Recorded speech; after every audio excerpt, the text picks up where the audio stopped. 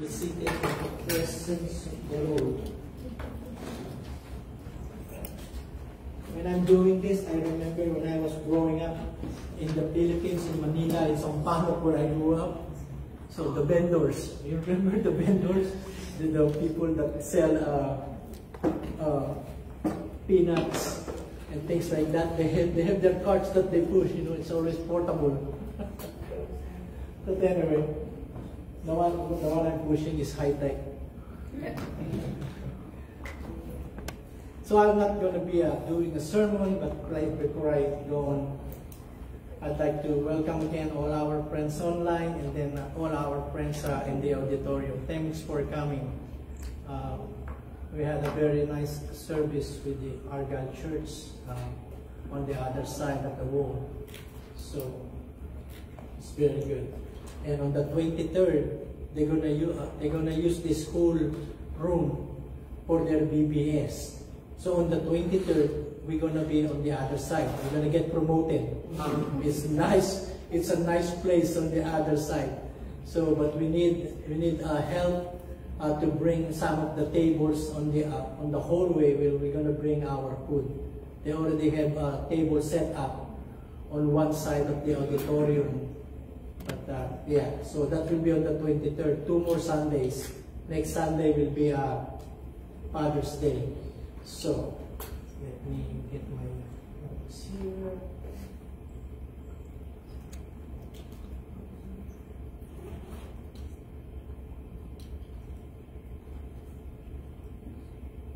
I'll be sharing a little bit, and I have 2 parts of this. The second part will be after Father's Day.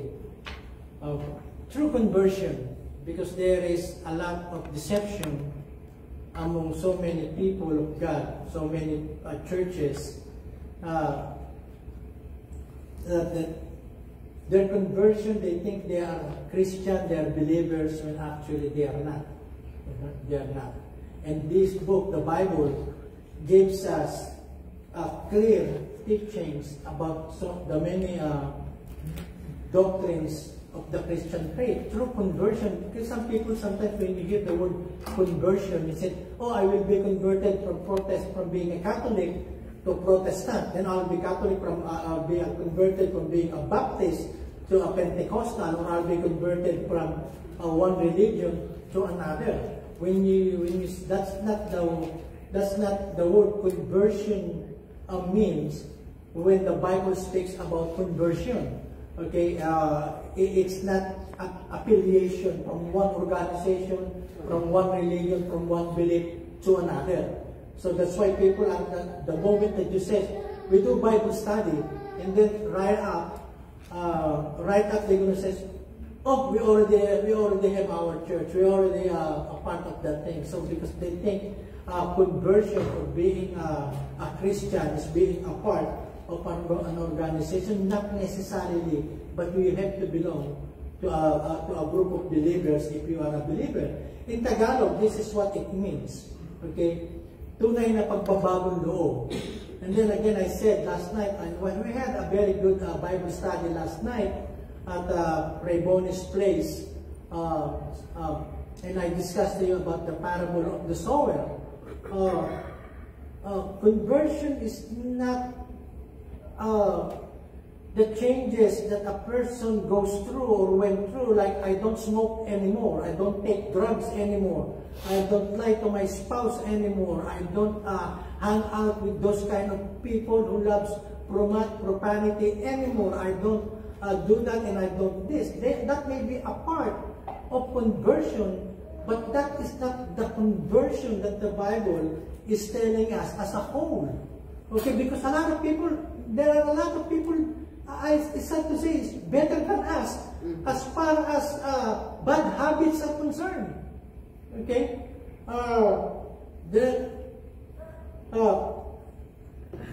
They still do things that the Bible clearly says that you don't have to do that. Don't be drunk. Intoxicating drink. This body is the temple of the Holy Spirit. Don't desecrate it. Okay? The general surgeon has determined that smoking is a sardus to health. Okay? And we know that. body. And then they will say, there's nothing in the Bible that says don't smoke. Okay, but then we destroy the temple of God. Okay, so then Pastor, when we win the lotto, we're going to give you a big offering. We can buy this building. I think they're selling this for 5 million, or somebody is buying this for 5 million. We don't have that yet. But there's people, Pastor, when we win the lotto is gambling. That is a government-sanctioned gambling.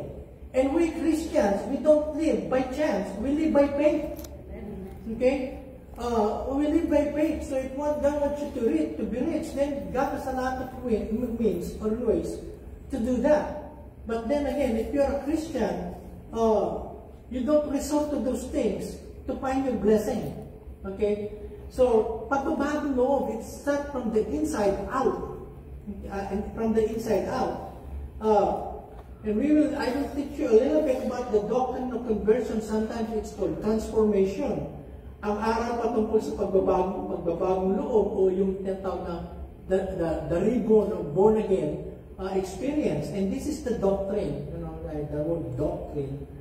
It's mentioned a number of times in the Bible, and I just place it there so you can read it. You can take a shot of that in your smartphone if you want to.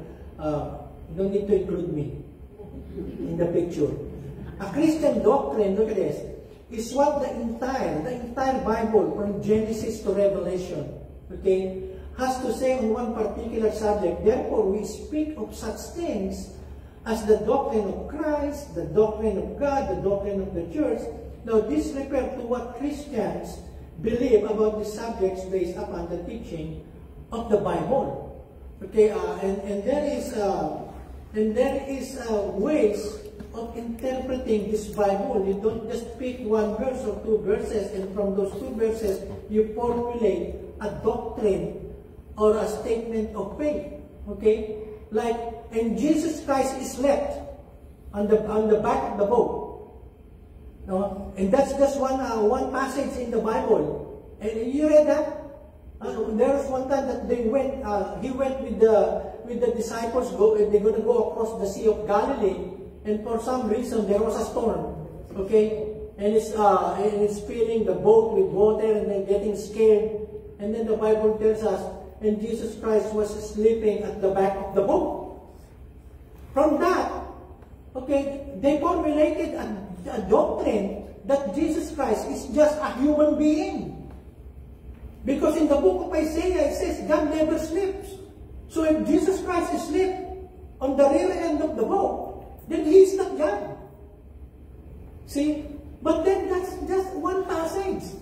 How about when He raised the dead? What about when He said to Philip, Philip, whoever has seen me has seen the Father. Who can accuse me of sin? Who is born from a virgin? Nobody. Okay? And then all of those. So that's why there is the Bible's the doctrine. You take it from the whole of the Bible. Because the Bible explains itself. And the more you read it, the more you get familiarized with it. And then you will find, oh, that's what it means. When Jesus Christ says, I am the bread of life, He is not from Panera. He has order. He is not a product of a bakery. I'm the bread of life. How will you understand the bread of life? Jesus Christ even explained. You go back to the Old Testament, the manna. You know what manna means? What? Ano? Wapin? Ewan ko ano yung wapin. But anyway, you go back to the Old Testament. God provided manna. And Jesus Christ says, I am the manna that came from heaven. I am the true manna. And then, and then so many things. Okay, and then just the doctrine. So it's important that we Christians, we know what we believe and why we believe it. Okay, because Peter said, you have to defend the faith that was once delivered to the saints. You know, it's sometimes you have the feeling it's only the pastor who has that given duty to study the Bible. No, unlike so many of the cults, they will only say that the only one who can study the Bible is their minister. The members, they are not allowed. And if they do, they're going to go to hell. Can you imagine that? But where in the Bible it says, not only specific readers can interpret the Bible or can read the Bible. Jesus Christ says, search the scriptures. Study it. Don't just read it. Study it. And it's for all. Because what? It's important that we know, that we really know, that we know, that we really know what we know and why we know it. Okay, and that's going back to the Bible.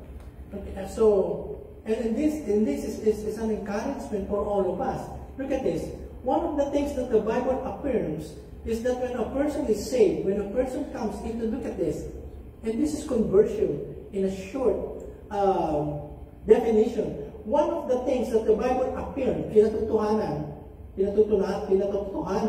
is that when a person is saved, when a person comes into the knowledge of God through faith in Jesus Christ, there is a conversion. Okay? So, it's very clear. The Bible is very clear. Okay? It's not church membership. It's not just doing good works. Okay? That a man will qualify to enter heaven. So, good works is a result of being saved. But good work is not the means of being saved. Because the Bible tells us in Corinthians chapter 2, we are God's workmanship to do good works. So if you're a born-again Christian, it shows by your good works. So there's that evidence. That evidence, and that good works comes in so many ways. Look at 2 Corinthians, the famous verse. Okay? Look at this. Therefore, kaya nga, if anyone is in Christ, there is no exemption. In Christ, if anyone is a Baptist, if anyone is a Catholic, if anyone is a Muslim, if anyone is a Buddhist, he did not say that. He said, if anyone is in Christ, there is that relationship. He or she is a new creation. The old has passed away. Behold, the new has come. There must be change. It's not the change that you change now your hairdo, you change how you walk, you change how you dress. It's not so much of that. Although to me, personally, before I met Christ, I'm Jeff Rocks. Okay? From high school, not so many people are wearing earring. But now, it's been a common thing for the male species to wear earring. But before, all I know is Woodstock. Those are the times that we grew up. Some of you, what is that? Woodstock is a place there in New York. Okay? And in 1969, there's a big live concert that was held there. And it's the start of a change, of a lot of the changes that we are seeing now. Okay? Then the peace sign, do not make love, do not go to war, but make love. And then the peace sign. How you doing, man? Peace, man. Peace, man. So, because they are high and things like that. So, those are the era where I grew up. And then I said, almost everybody in our neighborhood, the young people, they have earring. So I said, I want one. So I have a pierced earring here. And to us back then, it's a big deal, because only people will dare to do that. Okay, because people who put that earring, and if you are male, you are considered something else. Okay, because only women are naturally have earrings for their adornment. And then I found out when I read the Bible, you know what earrings are for? It's not so much for ornament. In the Bible, it is a sign of a slave. If I'm a slave of Alan, totoo. No, hindi. Let's say, Alan is my master and I'm a slave. Okay? So, he owns me. He considers me as just a property. I have no right of my own. If you want me to eat my lunch tree in the afternoon, and then that's it, I have no say saying why. No, I'm just a property of him. And then in the process of time, like in the Jewish culture, 7 years. Okay, Alan can enslave me for 7 years, but then after that there is the year of Jubilee, where he's going to free me. But if I begin to love Alan and his family, and he's telling me, Eddie, you are free to go. You are free to go. You are no longer my slave. You are free now. I'm setting you free. You will be a part of a society that is free. But if I have developed love for the family of Alan and the way he treated me and the way he treated my family, I will tell Alan, no, I don't want to live. Just turn me and make me your love servant or your bond servant. Sometimes you read that Paul, the bond servant of Christ. So what he will do, so that I will know, my family will know, and the public will know that I am now, I decided this is my choice.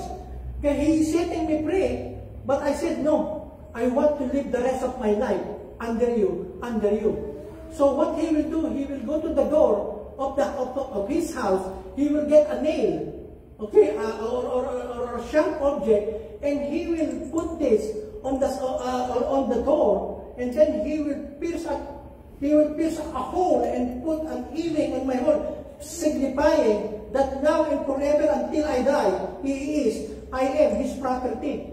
That is what healing means for. So it speaks of what? Ownership. Okay, that's why in the Bible, women, the adornment is because not they want to display their body and what they have to the public. It means that they are owned by their husband. It's ownership. So I put healing here. Now the devil owns me. Because I'm not a Christian. So I didn't know. I'm displaying it, you know. If we are talking, I'm displaying it. Look, I have an earring. That's zirconia. That's the one that my mom doesn't use anymore. So, I'm talking about allegiance. And so that's one part of this new creation. And then, the Bible, the doctrine calls it regeneration. That means that God has started to work in the heart and in the spirit and in the mind of a person. Without the move of God, we can never come to Him. Okay? Our instinct as sinners is to run away from God. And unless God reaches out to us, and that's the conviction of the Holy Spirit. Remember, all of us, most of us are religious people. All of us, we go to church back then. Because we think that this is it. Okay, this is the way to God, to come to God, to know to God, and to be accepted by God. But then, without the work of the regeneration, you don't really desire God. Okay, that's why people, especially in the religion where I grew up, you know, the confession on Saturday will make us a license to sin again on Monday. You know, because you can sin on Monday to Friday, but then Saturday tell it to the priest, and then the priest will just give me 10 Hail Marys, 10 Our Father, and you are absolved. And then it's become a life, but that's not how the way the Bible tells us to be forgiven. And when and we're going to go to that, so that they call it that word regeneration. That's the move of God. No, we cannot help God on that, but then at the conversion, we can participate in what God is doing in our lives as His own children. And then new, the word new, in that everything has become new. It's not in time. It does not mean a time, but new in character. There must be a change in character, new in quality, not in sequence, but in essence. Look at what it says in Ephesians 4:20. But that way of life is nothing like what you learned when you came to know Christ. The preceding verses talks about being angry, being malicious, and being selfish, and loving profanity and things like that. But that way of life, that's your own life. It's nothing like what you learned when you came to Christ. When you learn about Christ and His teachings and His doctrines, it changes you. Oh, now I found out that my mouth is not supposed to utter curses, defame others, and profanity. Now my mouth is, now I can use my mouth to bless other people, to share the gospel, and to speak the goodness of God that He has done, He's doing, and He will do in our life. Look at 2021. I know that you heard about Him. So there must be a preaching to hear about Jesus, and in Him you were taught the truth. There you go. True conversion comes from the truth, and the truth is the Word of God. And another interesting statement to say, truth is not so much a written teaching or word. Truth is a person.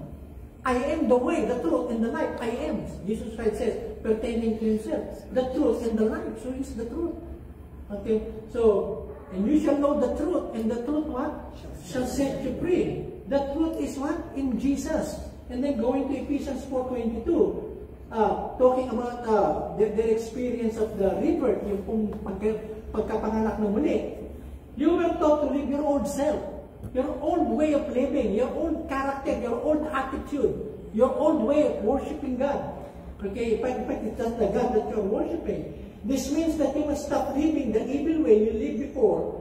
That old self gets worse and worse because people are pulled by the evil they want to do. I got that from the ERV, which is the easy reading version. So what Paul, or what the Holy Spirit is saying through Paul, once you become saved, you have come and place your faith to Jesus Christ, then there is that living away of the old attitude, the bad attitude and the sinful ways that you're doing, and to show us in picture, this is how it is. This is what repentance means. This is true conversion means. This is true Christianity means. Okay? The old way and then the new way, it's a what? It's a turn out. It's a total turn from the old way, that is your sinful, rebellious, idolatrous way of life. Total, and then you don't stop. Some people says, I am neutral. I'm not a Christian. I'm not believing the Christian faith, and at the same time, I'm not joining this other group that have a different doctrine. I'm just in the middle. No, there's no such thing. It's either you are or you are not. Okay? There is no middle ground. There is no neutrality when it comes to the true faith, the Christian faith. So, that is your old way. You're going that direction. And then when you come to believe the Lord, it's a total change. It's a total change. And that's why we have a testimony. We have a testimony. That's it. And it's more than just not doing the bad habit, but then your mind, your mindset, the way you think, changes. You know, and be transformed by the renewing of your mind. Look at Colossians. But now put these things out of your life. Tanggalin niyo sa inyong mga buhay. Okay? Anger. It's not sin to get angry. But what makes anger a sin is when you begin to think bad about that person. Okay? What makes an anger sin is when you begin to be controlled by it instead of you controlling your anger. That anger is a given emotion. I get angry sometimes. Most of the times I get angry, especially on the road. You know, when I see people recklessly driving and they're not paying attention to what they're doing, I feel so bad. You know, inside of me, I wish I have a machine gun in front of my car. So every time I see somebody who's texting and come in front of me, there will be less people texting. No, but that is bad. Sometimes even it's just a panic thought in my mind. I said, no, that's bad because I'm thinking to hurt somebody because they are doing things that I don't like. So it's anger, and then losing your temper. Again, temper is a God-given emotion. But then if you're gonna do or say or act something that is not very Christian and not very godly, then learn to ask God, help me to control my temper. So some people, their fuse is very short. They're very short. They're already eating pre-food, and they're complaining because it's cold. Hello? And sometimes, if you're not careful, I no longer attend the church because their food is cold. Okay, sometimes your temper is out of whack, it's out of control for just a thing that is not really a reason for you to get mad, to get angry, and to lose it. How many good relationships were messed up because people cannot control their temper? Ayok na sa'yo. Maghiwalay na tayo. You see, sometimes people are using the word, let's divorce, as if it's a threat. They're threatening their partner. Let's divorce. No, as if it's a very easy thing. Nobody wins in divorce. Nobody. Separation is never God's solution to indifference. We are different people. I am the youngest of 7 siblings. Bibinia, her mom and dad died when she was very young. You know, and when her parents died, she took the role of a mother among 8 siblings? Huh? 7 din, 7. And when we got married, sometimes I look at her as my mom.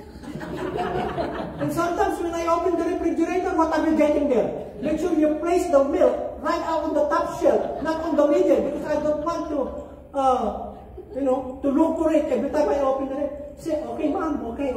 Opo, amo ko, boss. Okay. So it's the temper thing. Okay? And those are the people that God brought to you to take care of the and things like that. And then you change that overnight. Little by little, you learn to the help of God, to the grace of God.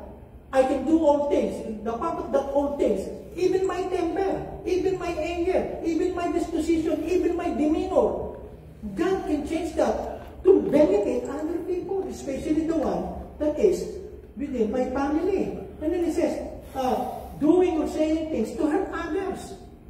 No, you don't need to be a theologian to understand that. Okay? Be careful. Because sometimes what you say, the other person to whom you said it, they're going to take that all the rest of their lives. All the rest of their lives. Life and death is in the power of the tongue. And so instead of using that to hurt, to defame, or to say bad things to other people, just shut up. They said, if you cannot say anything good, zip. And it's a very good principle. The Bible tells us about that. And I'm just explaining to you. And then saying shameful things. 9. Don't lie to each other. Don't lie. You know, that's why when I don't see people in church, I don't ask them. Hey, why are you not in church? I don't ask them. I just tell them, we miss you, so that they don't need to answer. Because if I say, why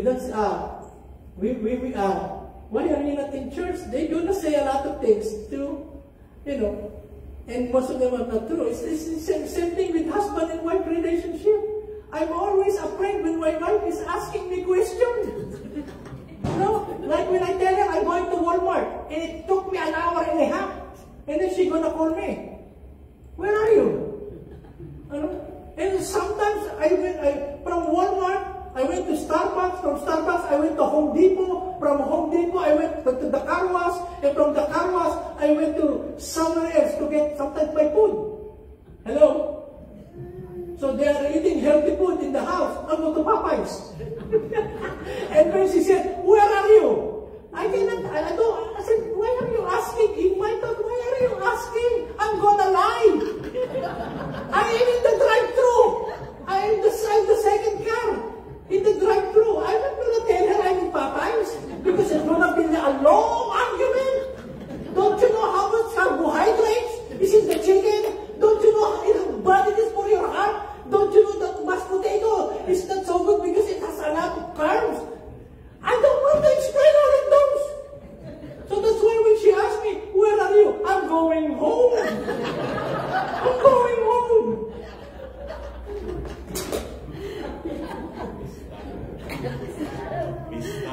Okay. Because that's the first time. Don't lie to each other. Okay? You have taken off the old clothes. The old clothes is the old self. The unregenerate, unconverted part of us.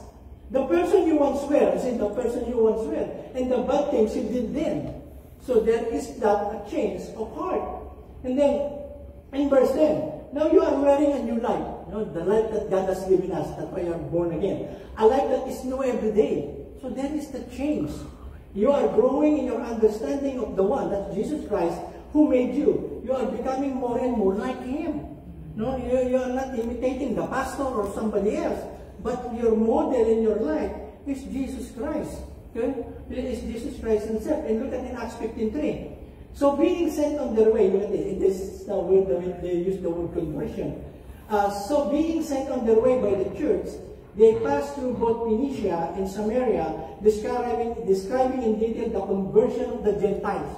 They are being born again. They heard the gospel. They had the message about Jesus Christ, the forgiveness of sins, and they responded positively. They accepted the faith, the Christian faith. And then, the detail of the conversion and brought great joy to all the brothers. Now, the conversion there is the turning away from sin towards God.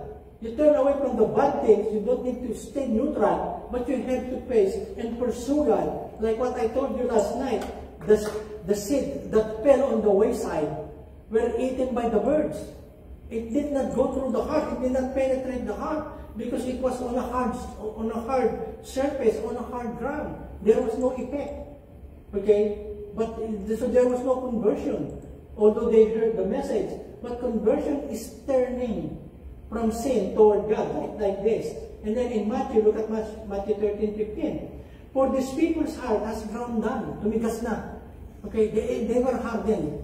God can no longer penetrate. God is a gentle God. He does not coerce anyone. You cannot say, oh, God has forced me to do this and to say this. God will never do that. That's why one of the symbols of the Holy Spirit is the Holy Spirit is like a dove. A dove is a very gentle creature. He does not coerce. If you like to follow Him, then follow Him out of your heart. Not because you are being coerced. I'm following God because I don't want to have cancer. And that's not a good motivation to follow God. I'm going to follow God because He saved me, He loves me, He cares for me, and that I am in good hands when I place my life in Him, in His hands. So, look at this. For these people's heart has grown dull, and with their ears they can barely hear, and their eye they have closed, lest they should see with their eye and hear with their ears, and understand with their heart, and turn. So see, that's the importance of evangelism, preaching the gospel. When they hear the word, it is not for us, Christians, who preach the words, to convert people. Conversion is the work of God. All we need to do is to share to them the gospel. And sometimes one way of sharing them the gospel, invite them to church. Because there is that level that you still cannot fully explain what is being Christian means, what is faith, what is born again means. So sometimes we are in that stage of our Christian life, we cannot fully explain that. Okay? But when you bring them to church, God in His own wisdom, in His own sovereignty, He touches that person. Just this morning, somebody came to me after my preaching. He's an old man who came to me, and he said, that's my wife who just talked to you. It's probably they're on their seniors. And he said, you hit me with that one word you said. I said a lot of things this morning. Their service is only for 25 minutes, and they have an indicator on my monitor screen. It's very big. It's almost 2/3 of this, and there's a clock here, and it's blinking. When it starts to blink, it's telling me, go down, stop, go home. Okay, let my people go. But I'm not paying attention to it because I want to finish it. But anyway, I've spoken a lot. I told them, a good sermon always has 3 points. I gave them 6. So I doubled. So I know I'm going to be over 25 minutes. But I spoke anyway, and I think I spoke to them for 35 minutes. I exceeded 10 to their normal schedule. But anyway, an old man came on our way out, and he told me this: "You hit me with that one word you said." I didn't even ask him which one because I spoke so many. Okay, and that's the way God touches people. You know, sometimes they come to church, they just got invited and they are there just to socialize, but they don't know it's a divine appointment. That God, the Bible tells us, you know, the good thing. The Bible tells us that God has already known that we're going to become His child even before the foundation of the world. Even before God created everything that we can see in the universe, in His creation, God has already called grace. And you know that grace, her last name will be Mercy? No, then. Or branches. God allowed that. It's not an accident. It's just a timing of the Lord. No, He let us experience being away from Him and being stubborn and rebellious. But there's one time that we got invited in the church, and that's God's way of putting you in a place where you will hear the Word of God. That's why people that telling me, my wife is telling me, and some people telling me, Pastor, stop saying, don't sleep in the church. And sometimes I want to sleep. Don't sleep in the church because I want you to hear the Word of God. And also that you can have something that God can work on in your life. And then He says, understand with their heart. So it's not only here. It's the knowledge of God is not only what they call head knowledge, but it is from the heart. It goes deep inside, not from here, but it goes down to our innermost being. In Tagalog, mas pinatatamaan mo ako, Pastor, tinablan ako sa mga sinasabi mo. Did somebody tell you about my life? How is it that you're preaching? What is hitting me left and right? Maybe somebody told you about my life. No! When I'm talking, I'm just praying to God that will be the need of the people. That's the one that they need to hear. And that's one way of God turning you around because He loves you. He cares for you. If you will continue on the way where you are now without God, you're going to be what? You're going to be in hell, or you're going to be messed up. And it's so good always God has a red light. Time for you to turn around. You don't need to continue in that unbelief, that stubbornness, or that selfishness. And then in verse 16, look at this. And He will turn many, the word convert to turn many, so many of the children of Israel to the Lord their God. Is talking about John the Baptist. Look at this. And He will go before Him in the spirit and power of Elijah. And they're talking about John the Baptist. To turn the hearts. To turn people's hearts. Their way of thinking, their way of life, their way of worshiping God. They're all going to be changed and come to the truth. And the Bible is the truth. Jesus Christ is the truth. And then, going on, there is a reversal and about face to go the opposite direction. So when we talk about conversion, we are talking about someone turning from sin to God. Okay? Turning from the old habits to new ones. I remember in our neighborhood where I grew up, almost all the people, including old women, okay, they have all vices. In the neighborhood I grew up, most people are drunkards. They don't stop drinking for some reason. In fact, some of them they work, they're professionals. But when they come, they don't have any more money to buy gin, añejo, you remember añejo, lebra? They will bring rubbing alcohol. You know, from their house, from their medicine cabinet, they will take rubbing alcohol and they will put calamansi with the rubbing alcohol. It already says in the bottle for external use only. But to them, everything that has alcohol is Listerine. When they can no longer buy, they don't have money to buy beer and gin and other hard liquor. And that's the place I grew up. You know? And then I learned to drink. I learned to drink when I was probably in 6th grade. And I am handicapped. I only have one good leg. And you know, one of the visible things when you see a drunkard person, DUI, what will the police say? You walk. And if they cannot walk straight, the police will know that you are under the influence. I only have one leg. And if I get drunk, I cannot stand up. I will tell my friends, bring me home. And I'm like a pig.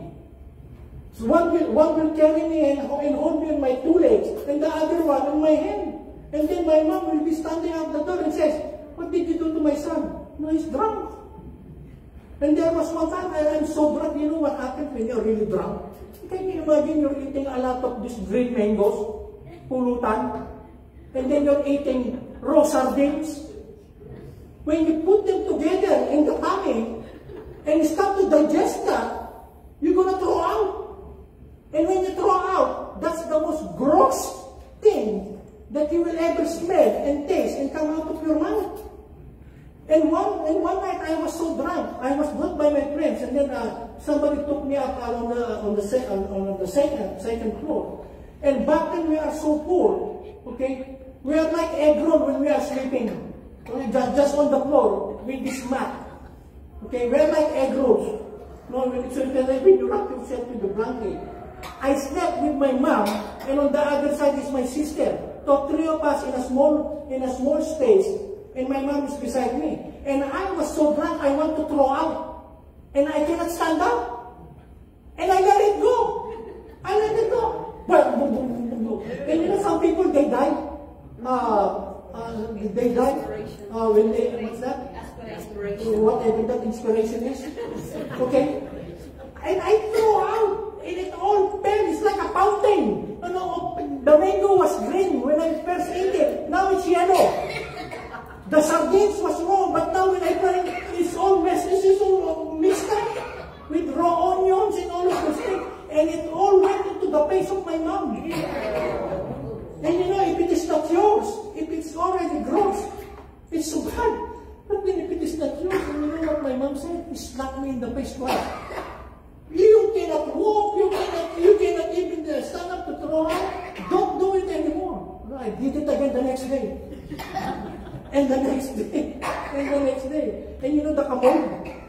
Instead of giving me a pillow every night, she gave me a commode. You know that thing? And I slept there. So, look at this. So when we talk about conversion, that's who I am. I'm so grown. But you need to be that, to take the Lord in your heart. No? If you don't have any relationship, you don't need to be a drunkard to have that experience. You know? You're still going to go to hell if you will not accept the Lord in your heart by faith. And that's the thing. So when we talk about conversion, we are talking about someone turning from sin to God, turning from the old habits to new ones, to something, turning from the old self to the new self. And this, of course, we understand to be the word of the Holy Spirit. Look at this. But when one turns to the Lord, the veil is removed. Okay? When a person turns to God, God gives him or her an understanding of the word of God and of the things that he should walk on and the things that he or she should avoid. God bless us all. I will do part 2 after Father's Day. You learn something? Amen. If there is no change in your life and there is no desire in your life to change for the good, to please God, then think again. You are not born again. You may be in church since childhood and until now. But if there is no change, okay, you're still the same person. Only now you know how to say hallelujah. Then think again. Think again. Lord, we bless you. We thank you for your word. We thank you, God, that to change the way you like us, God, is your miracle, God. Touch all of us, God, so that we may live a life that is pleasing to you, a life that is really life, that is not fake, that is not temporal, but life that will continue on from this life to the next life and for all eternity. Speak blessing to your people, God. Let your word come alive, what they heard this afternoon. Take care of your people who are ill this afternoon, and their loved ones, and everything that is dear to them. Take care of them, God. We love you in Jesus' name. Amen. Amen.